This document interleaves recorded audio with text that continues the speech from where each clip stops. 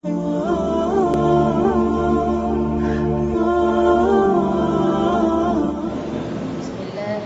Assalamualaikum warahmatullahi wabarakatuh. Tauhid dalam Islam.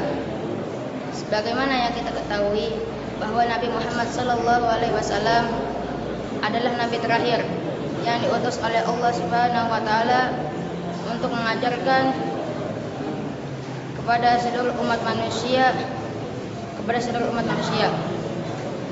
Prinsip pertama dalam Islam adalah pengakuan bahwa tiada Tuhan yang berhak disembah.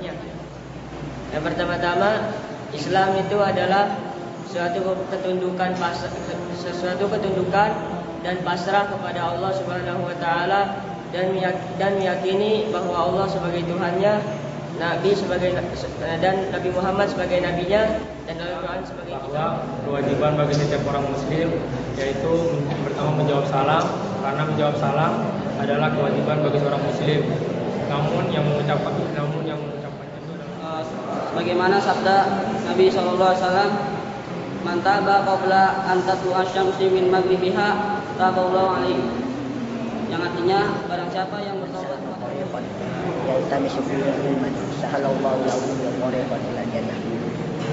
jalan untuk menuntut sebuah ilmu, maka Allah akan mudahkan jalan baginya untuk Rasulullah Shallallahu Alaihi Wasallam bersabda, ayatul munafik salasa, idza hadatsa kadzaba, wa idza wa'ada akhlafa, wa idza tumina khana.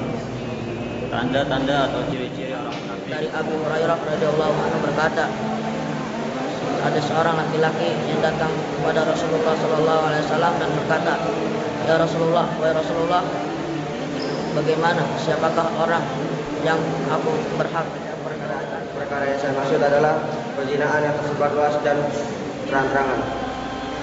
Perzinahan dalam bentuk prostitusi, baik yang ilegal maupun yang dilokalisasikan, sudah dianggap sebagai kewajaran. Ayyuhalladzina amanu ista'inu bis-sabri was-shalah, innallaha ma'as-sabirin. Artinya, wahai orang-orang yang beriman, mintalah pertolongan kepada Allah dengan sabar dan salat. Sesungguhnya Allah bersama orang-orang. Ada fitnah itu di akhir zaman banyak sekali, yaitu fitnah pembunuhan.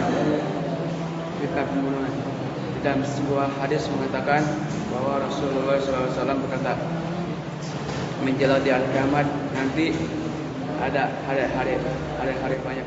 Pula melihat pada bentuk rupa kalian, akan tetapi Allah Subhanahu wa taala melihat hati kalian. Di dalam penjelasan hadis ini bahwasanya untuk seluruh manusia, banyak orang-orang yang mualaf yang berkata bahwa ketika mereka masuk Islam, mereka lebih merasa lega dan nyaman, bahkan jika dibandingkan antara, karena kata Nabi SAW, "Idza mata ibnu Adam qata'a amaluhu." Jikalau anak Adam meninggal dunia, maka terputus semua amalnya illa min salasin, kecuali 3 perkara yang akan amalnya mengalir setelah. Doa adalah memohon atau meminta pertolongan kepada Allah Subhanahu Wa Taala. Bukan hanya orang-orang yang sedang ditimpa sebuah masalah saja. Saudara-saudaraku sekalian, sedang kita hidup di zaman modern yang sungguh berbeda dengan kondisi zaman Rasulullah SAW.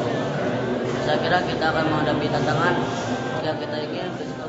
Ada hadis yang berbunyi dari Ummi Salamah radhiyallahu anha, Rasulullah SAW mendatangi rumah Abu Salamah ketika hari wafatnya. Para ikhwan rahimakumullah, dahulu kala Nabi Sulaiman alaihissalam pernah ditawari oleh Allah Subhanahu wa taala 3 hal. Hai Sulaiman, kata Allah, kamu memilih mana antara ini? Dalam surat Al-Baqarah ayat 166 yang berbunyi, wa timul hajja wal umrata lillah.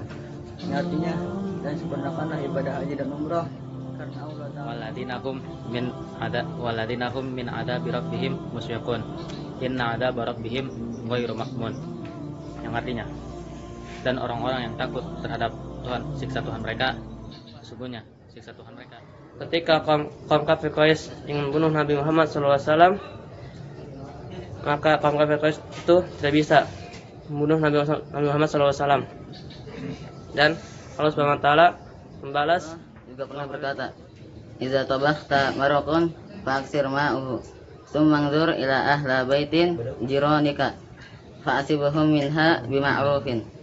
Yang artinya, jika kalian memasak sayur mayur, firman, "Ya ayuhan nasu kulu mimma fil ardi halalan thayyiba wa la tattabi'u khutuwati syaitan innahu lakum aduwwun mubin." Wahai manusia sekalian, janganlah kalian dan ada sebuah zikir yang ditekankan oleh Rasulullah SAW untuk hambanya, yaitu La ilaha illallah wahdahu la syarikalah lahul mulku wa lahul hamdu wa huwa ala kulli syai'in qadir. artinya di antara tanda-tanda dekat hari kiamat adalah kebodohan telah mendominasi, ilmu terangkat, maraknya perzinaan, arak menjadi minuman yang Sebagai umat Islam, kita wajib membaca, mempelajari, serta mengamalkan ajaran Al-Quran, karena Al-Quran adalah sumber hukum dan kebenaran. dan Al-Quran adalah sumber hukum kebenaran. Bacaan terbaik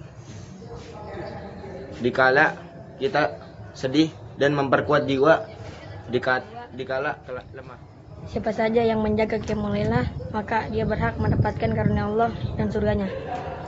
Jadi apabila kita menginginkan karunia Allah dan surganya, hendaklah kita selalu giat jadikan Nabi Muhammad SAW idola dan suri teladan kita. Mungkin itu saja yang bisa saya sampaikan. Jika ada kesalahannya, itu datang dari saya. Jika ada kebenaran, itu datang dari Allah Subhanahu wa taala. Assalamualaikum warahmatullahi wabarakatuh.